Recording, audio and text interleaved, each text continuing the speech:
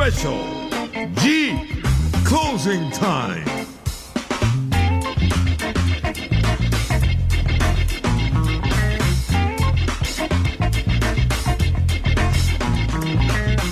こんばんは、野村くんいちです。12月31日水曜日、時刻は午後10時を回って、今年も残すところあと2時間を切りました。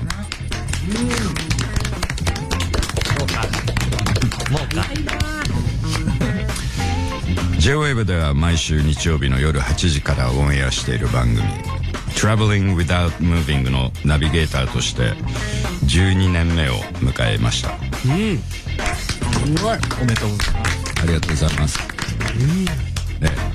3ヶ月ぐらいのピンチヒッターだろうと思って受けて、自分で構成するとか選曲するとか、生意気なことを言ってしまったためにですね、毎週すごく楽しんでない番組です。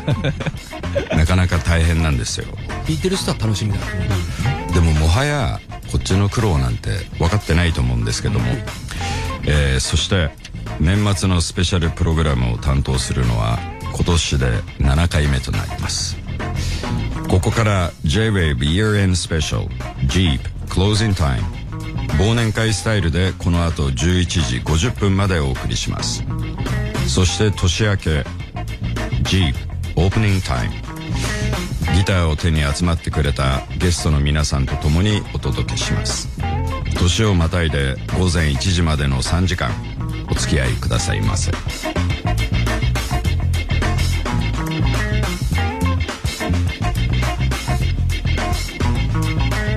J-Wave Year-End Special Jeep Closing Time. This program is brought to you by Jeep ほか。Thank you all the support and listening to J-Wave. Enjoy. We got a lot of great music and we're looking back on the year 2025. J-Wave Year-End Special Jeep Closing Time.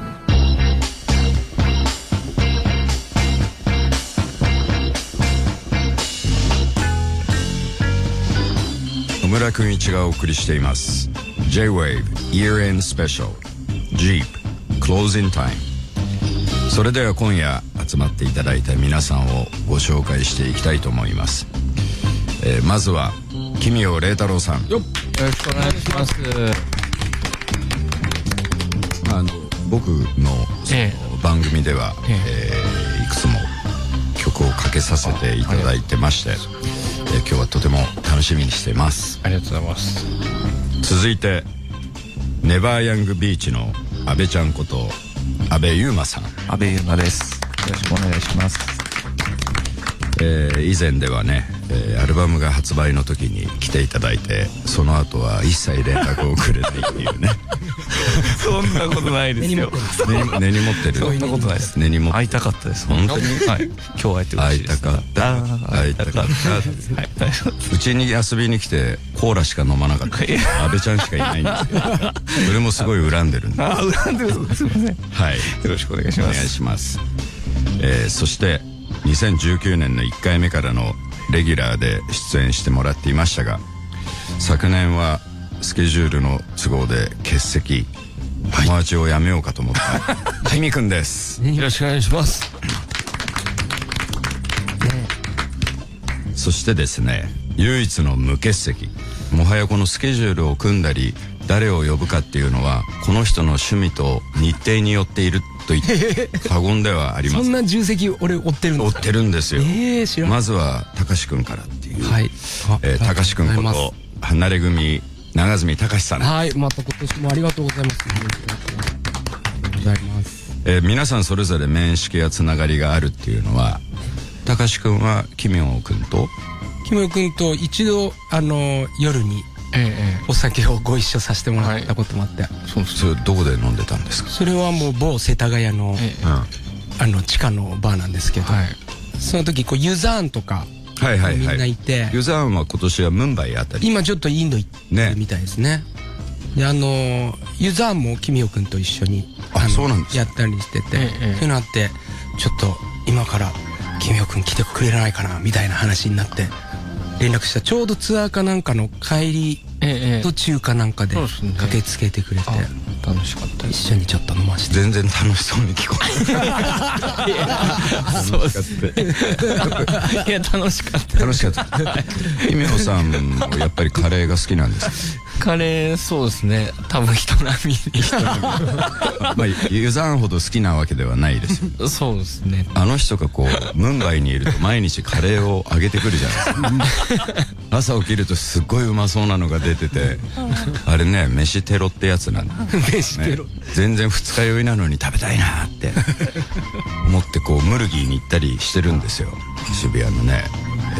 そしてひみくんもライブ、大阪で一緒にライブしました。はい。それはひみくんとキミオくんの。はい。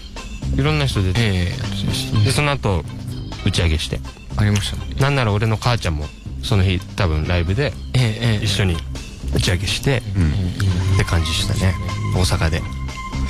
そうたまたま同じ日で。そう東京では東京で会ったことないです。そうですね。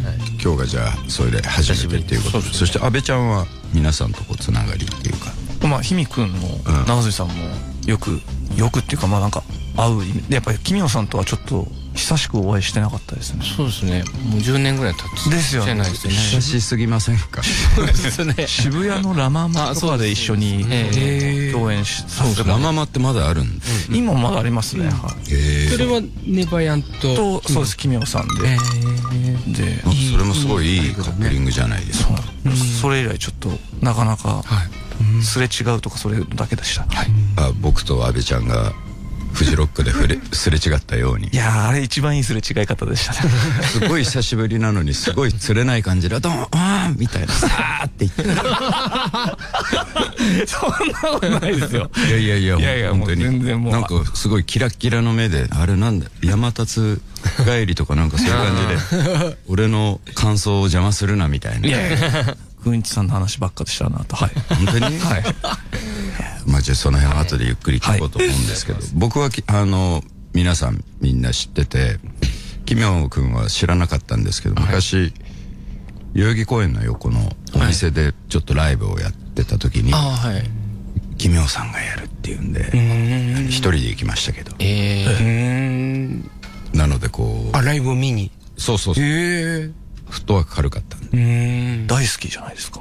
結構好きなんですよ。だからもうすごい楽しみにしてるんですけども、皆さん今日この4人は全員ギタリストということで、誰かこう阿部ちゃんのギターちょっと弾いてみたいっていう全然弾いてのはある。ちょっとひみくんがありますけどね。はいはい、どうぞ。そのギターは何か。ありがとうございます。ブラジルのやつでしょこれ。これブラジルの1970年代頭ぐらい。ブラジルなんかもうヘッドにこう彫刻で彫られてる感じで。本当だ。キミオくんとかってガットギターとかって弾く？ガットギター一応ありますね。ライブで使ったりもしますか？いや、家にあってやつです。ガ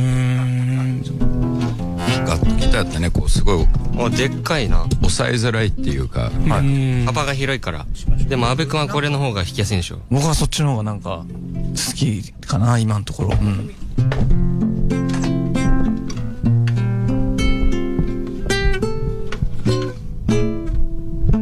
こういうのだよね。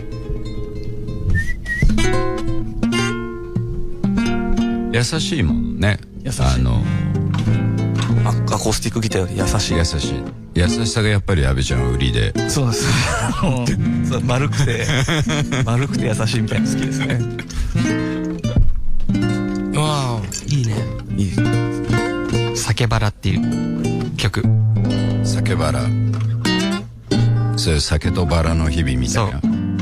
その映画の曲。で歌もある。The days of wine and roses,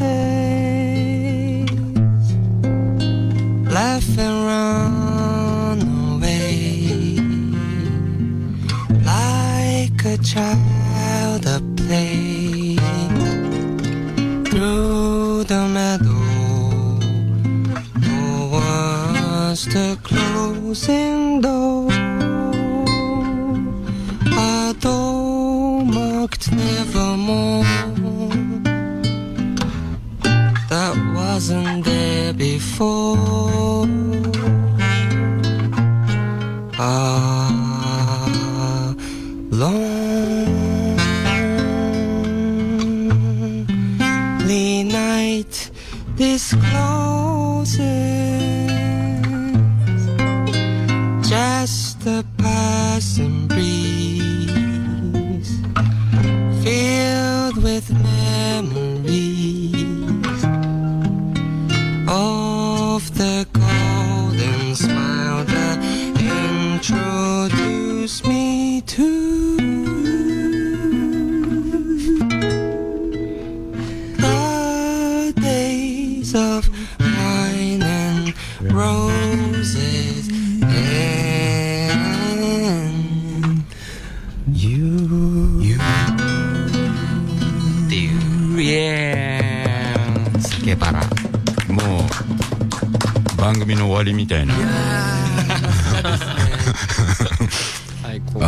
ひみくんは若いのにいろんな古い曲を知ってるけど、こんなのはどこで覚えたんですか？やっぱりジャズ聴き始めたのが18、9ぐらいの時に音楽やる時にライブやるってなった時に一緒にライブやるメンバーを探して、その人とかがやっぱジャズとかやってる人が多くて、でもともと聴いてなかったんだけど、そっからジャズ聴くようになってったら、今の曲もウェス・モントゴメリーのバージョンとか、まあいろんな人、もともと知ってた人も、ビンス・ガラルディトリオとかさ、クリスマスになると毎年うちは聴いてたから、なんておしゃれな。そういうのをもっと聴くようになってったら、いろんなグラント・グリーンとかも見つけたし、パッド・メセニーとかギタリストがどんどん見つかってって勉強してるって感じですね。ひみくんだってもういくつになった？ 26 歳になってます。99年生まれなんです。年取ったなと思ったけどまだ若いものね、だからひみくんと喋ってると、今の若い子ってこんなに普通にこんな音楽を聴いてんのかと思うと、まあそんなことない。そんなことないんだよね。もう人による。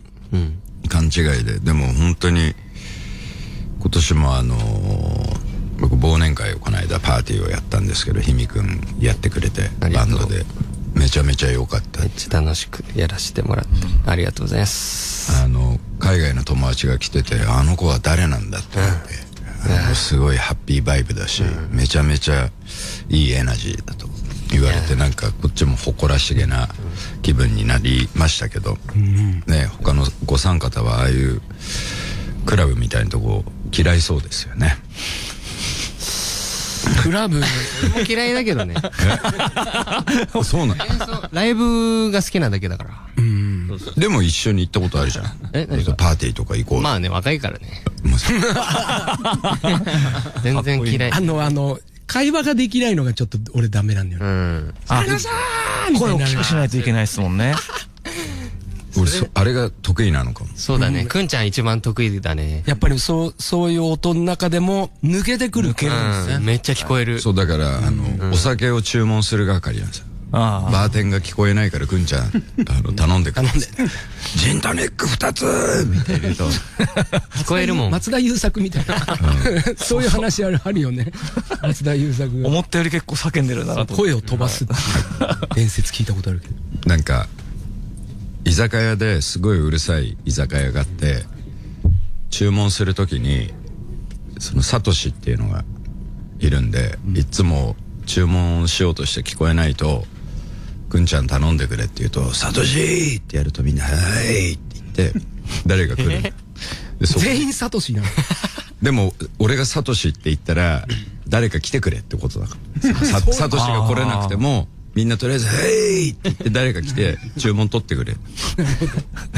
で、アメリカの友達を最初そこに連れてって、でかい黒人で、そいつが「Excuse me, excuse me」って言っても誰も来ないから「サトシ!」って言ったら来るじゃない。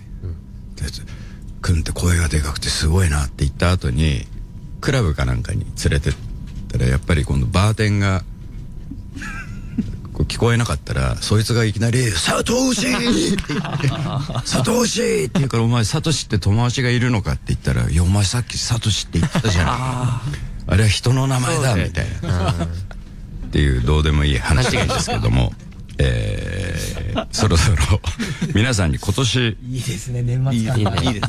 こういうことですよね。これでほっとしたよね。木村さん一緒に飲みましょうよ。乾杯。皆さん乾杯。乾杯。乾杯。乾杯。乾杯。安倍ちゃんだけそういう時にグラス置くよね。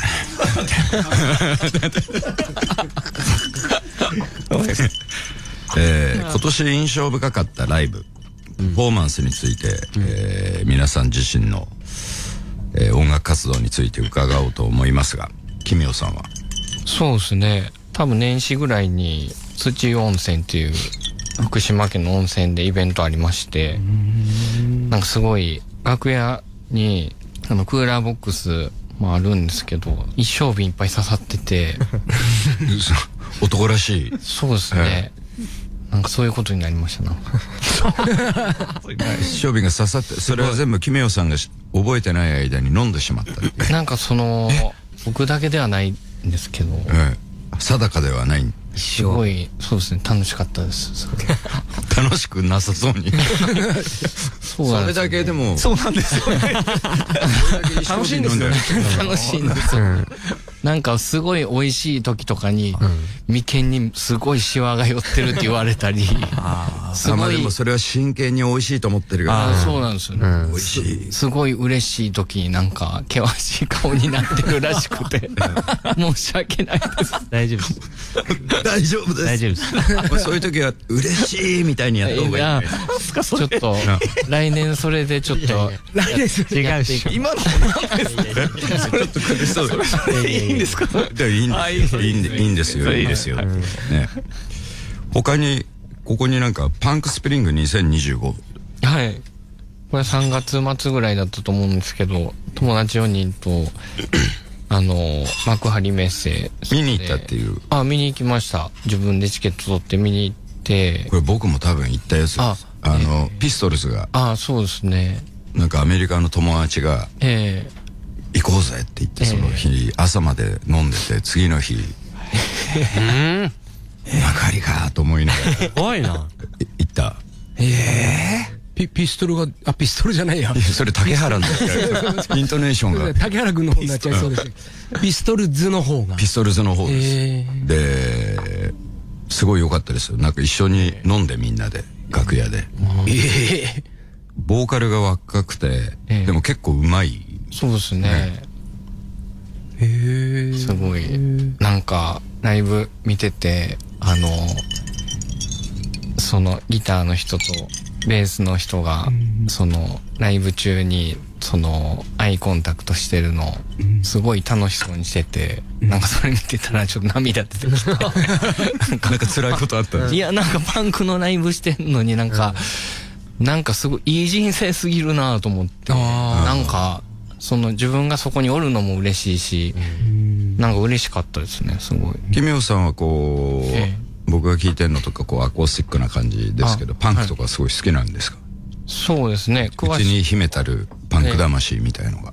いや、そうですね。なんか好きではありますね。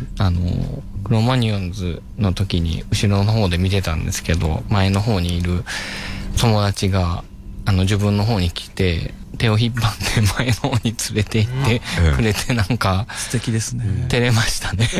なんだダイブしたとかそういう話じゃないんですよ。違いますね。モッシュに参加したとかではなく、なんか今すごいからみたいなんで、この年になって手を引っ張って前まで連れて行ってもらってることすごいなと思って、なんかそこでは涙が出てこなかったんです。おじさん同士なんですけど、なんか耳真っ赤になってなんかおじさん同士が手をつないでクロマニヨンズの前に楽しんで、すごい楽しかったです。はい。まあ傍から見たら異様な光景だったと思う。いや、でも超素敵なライブを楽しむ。なんか見ながらなんかすごいありがとうっていう気持ちが自然に湧いてくる謎の、あれ、自分にこんな気持ちあったっけみたいな、なんかそのライブ見ながら、今ここでこういうことをやってくれてることにすごいありがとうっていうのがぶわーって上がってきて。でもいいバンドのライブとかってそういうのありますけどね。すごい感謝したいっていうか。めっちゃある。あるよね。めっちゃあるね。じゃあ、ひみくん的に、いやー、もういっぱいいいライブは見てたけど、まあ、あんま知らないで見たのがすごい刺さる時ってあるじゃん。何も知らないで。バンドとかね。フェスとか。それで、富士で、クリスタルパレスで、夜中遊んでて。ああ、見に行ったやつか。あ、そう。で、スペインの2人の前にやってた、ザイオンヒルセッションズっていうダブバンドをたまたま入ったらやってて、ダブバンドが。俺めっちゃもう最近ダブとか好きで、日本人って最初わかんなかったの。すごい音が海外っぽくて、かっこいいみたいな。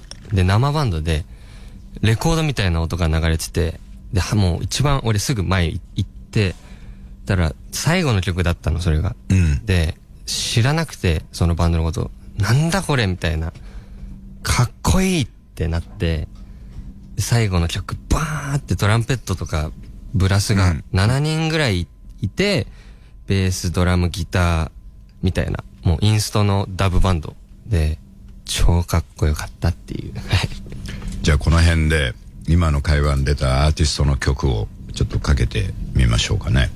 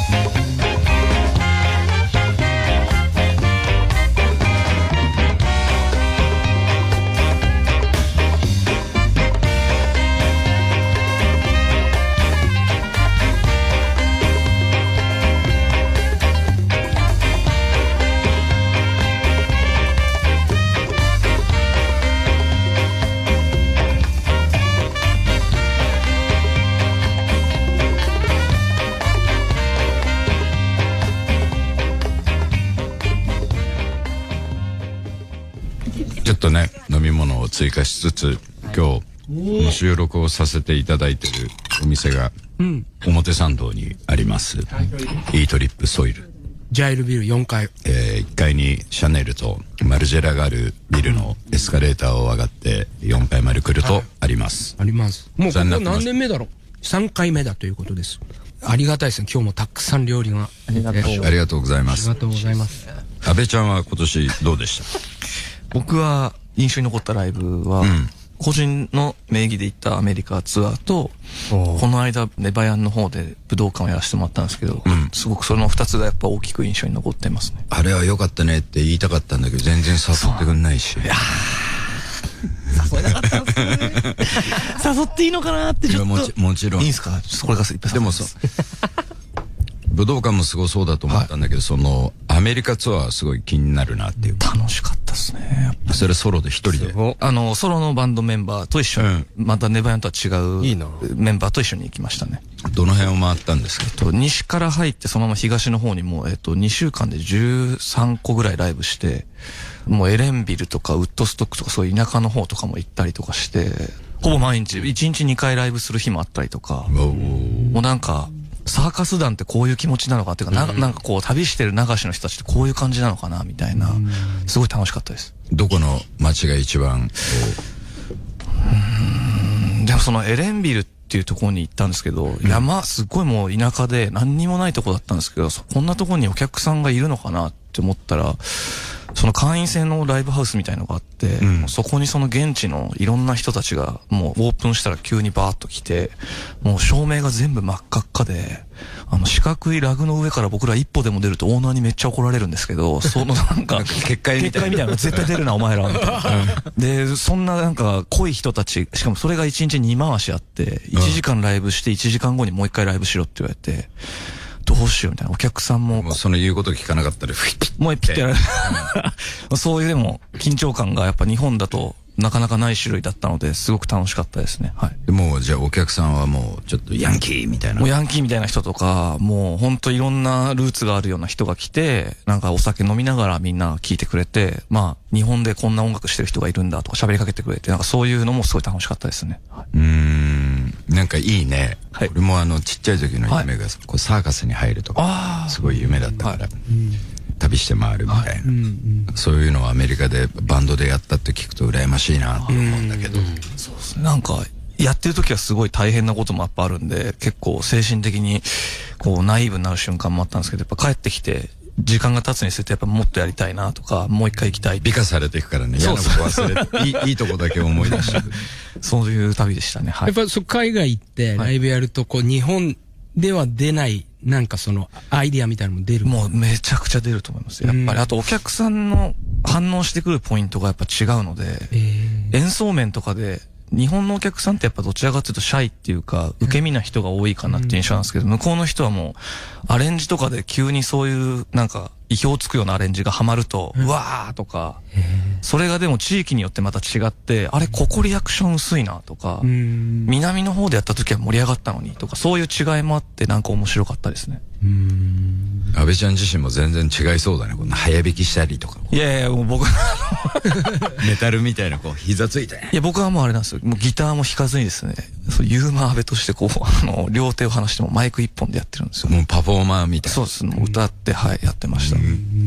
ちなみに安倍ちゃんが今年見た他の、ライブで、よかったなってのとかってある？二つあるんですけど、そのアメリカツアーの時に、ゼブロンっていうライブハウスでライブをするんですけど、僕が。LA だ。LA の、はい。シルバーレイクの方。あ、そうです、そうです。そこの、なんか、で、僕のことを知ってくれた向こうのレーベルの方から、うちのこういうバンドがいて、よかったら今日来てくれよって言われて、そこで見たのが、アニー&ザ・カルドウェルズみたいな、名前はちょっと合ってるかわかんないですけど、読み方が。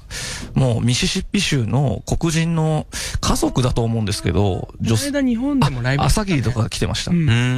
で、もうミシシッピ州から一回も出たことがない。で、海も見たことない人たちって言って、何それと思って、したらもう、黒人の多分ご家族でやられてる、もう、レコードでしか聞いたことがなかったような音像がそこに本当になってて、ちょっと感動しちゃいました、やっぱり。ミシシッピから出たこと海を見たことのない人が朝霧ジャムにいたそう。だからもう日本すごいって言ってびっくりしました。いや、それはすごいよね。それがなんかもうすごい印象に残ってましたね。で、挨拶した時も僕のこと見て、はい、ベイビーって言われて、あ、もうやっぱ僕赤ちゃんなんだな。いや、もっと頑張ろうみたいな。すぎだよね。いや、そんな赤ちゃんじゃん。でもね、ヘイベイビーってやっぱなかなか日本でやっぱ35歳になって言われない挨拶だなと思って。でも多分隣にいた音響さんたちにも、ヘイベイビーって言ってたと思うよ。なんかそういうのも含め、普通なんだねすごい素敵でしたね。じゃあ、安倍ちゃんの来年の目標はあれだね。声かけたい時に、ヘイベイビーそうです。僕が逆に言えるような男になっていきたいなって思って。ちょっとダーリンみたいな。はい。そういう色気のある男になっていきたいですね。はい。じゃあ、それが来年の抱負ということで。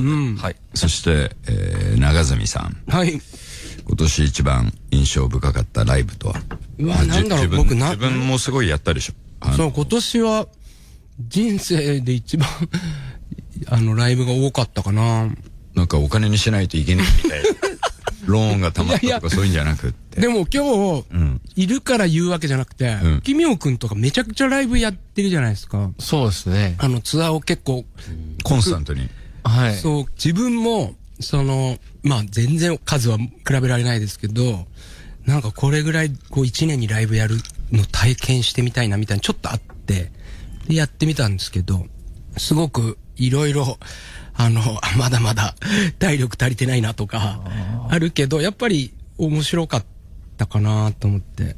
でも途中どっか秋前ぐらいに、一回なんかもちょっと失踪したくなるっていうか、なんか全然楽しくないし、全然病んじゃってるじゃん。病んではいないんだけど、なんかもうライブモードが取れなくて、なんかもう落ち着いて家に入れないっていうか、だからもうこのままふわーっとどっかに行きたくなっちゃうんだけど、そういうことってキミオくんとか起きてんのかな？どうですか？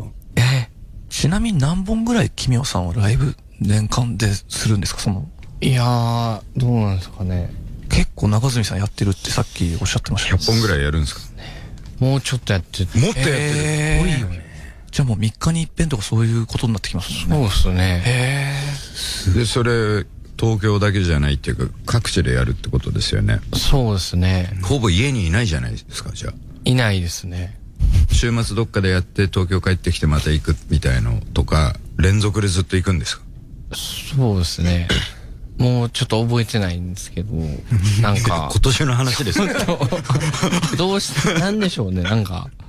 そうですね。なんで、そんなことしてんのかも自分でわかんないです。わかんないけど、まあもうそれがルーティンになっちゃって。そうですね。ルーティン。ちょっと羨ましいな。いや、かっこいいなと思うし、僕はなんかもう多分40本ぐらいだと思うけど、それでも。40本でも多いもんね。そう、自分の中では多かったですけどね。でも、やっぱり、それぐらい、ある種、アイドリングがこうできてる感じで、できることも、やっぱり、あるなと思ってね、すごく意味のある一年だったなと思うけど。ここに、木杉隆夫さんと共演したっていう。そうなんですよ。木杉隆夫さんと、まあちょっと某テレビ番組ですけど、で、ご一緒して、セカンドラブって中森明菜さんの曲を、まあ、もともと木杉さんが作詞されて、作詞を木杉悦子さん、お姉様が書かれた、まあ有名な曲ありますけど、その曲で、デュエット相手で、呼んでいただいて。男と男でデュエット。そうですね。でもやっぱりやっぱ、昔から聴いてて大好きな歌声の方だったから、で、当日撮影っていうんですか、収録の時に初めて合わせた。で、よろしくお願いしますって言って合わせて。で、リハーサルで、じゃあ行きます、5秒前みたいな感じでちょっとリハーサル始まるんですから、そこで初めて聞くんですけど、もう感動しすぎて、自分のパートを歌い忘れるっていうとんでもないミスを犯して、すいませんっていう、もう一回やらせてくださいって言って。頼みづらいですね、それもね。でもまあ笑って全然って言ってくれたけど、なんかやっぱり自分は歌声多分フェチっていうか、人の歌声を聞くのが大好きなんだけど、やっぱ真横で歌ってるとその声がどこに向かってるのかって横で聞くと初めてわかる気がして、でよくブルースマンとかが譜面じゃなくて、マディ・ウォーターズの横でバディがギター弾いてるとか、なんか全部こう横で覚えるみたいなのと一緒で、あの歌声ってこれぐらいの声量で、こんな風に柔らかく歌うんだ、みたいなのが、もう一気に入ってきて、もう、あれ自分のやることを忘れてしまった。忘れたっていうぐらい。でもこう大人になっても憧れてたとか好きな人とこう、一緒にできるチャンスとかっていうのがあるのが素晴らしい。いや、めちゃくちゃラッキーだし、すごくこう自分の中でこう、次なるこう、ね、自分のこう、希望にもなってくるっていうか、まだまだ出会いたい人いっぱいいるなとか。なんかまたそれが音源化すると、聞いてみたいなって思うんですけど、何か他に見た人で。ライブで言うと、くんちゃんと一緒に行ったベックとか。あ、一緒行ったね。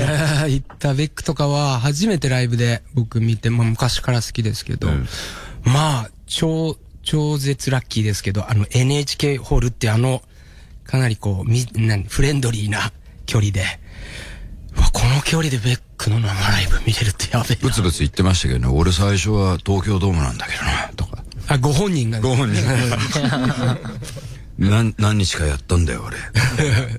でも、1日だけの NHK ホールで、見に来なよって言うから、友達連れてっていいかっつって、高橋くんベック好き言ったら、好きって言う。でもすごいエンターテインメントだもんね、あの人のライブって。そう思ったし、なんかその大きさとかじゃなく、サイズも多分、どんなサイズのものでも多分変わらずああいうことをやってるんじゃないかなっていうか、なんかオーディエンスに合わせて音楽を変えてるわけじゃなくて、やっぱ自分の作ってるものにこう、最新の。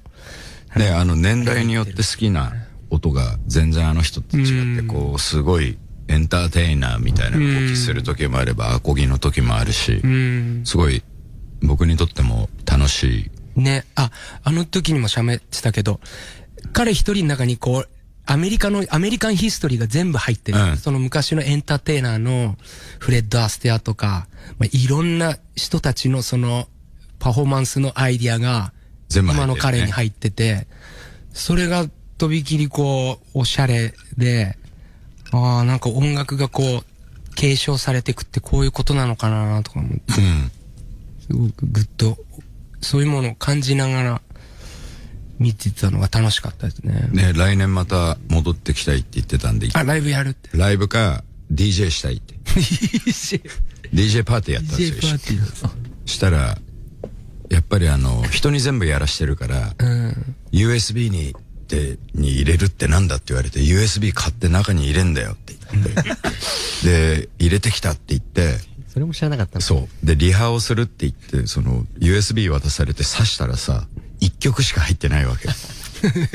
で、なんか、違うファイル形式で買っちゃって。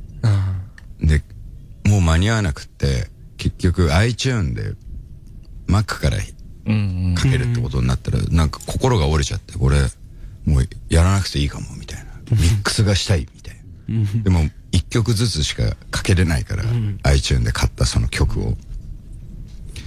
でもまあじゃあ1、2曲かけるよとか。で、やっぱミュージシャンだから割と勘がいいんですよ。こう iTunes で曲がかかった瞬間にすぐ次のボタンを押してこうかかるタイミングが良くって、みんなでこう褒めてたのがいいんですよ。すごいね、ベックみたいな。そしたらなんか、本当にみたいな。で、そっから1曲ずつ iTunes で曲をかけてんのにほぼ繋がってったんですよ。BPM とか。でも最後はもうすごい自分もぶち上がっちゃって、ものすごく盛り上がったところで、次の DJ がなんか気を使いすぎて、ベックのルーザーをかけちゃった。普通、自分の曲とかかけられると嫌でしょ、代表曲とか。ちょっと照れくさいかもしれないですね。その本人がいる時に。そしたらもう上機嫌だからマイク持ってルーザーを歌い出して。いいな。すごい良かった。だからなんか来年もまたやろうって言ってますね。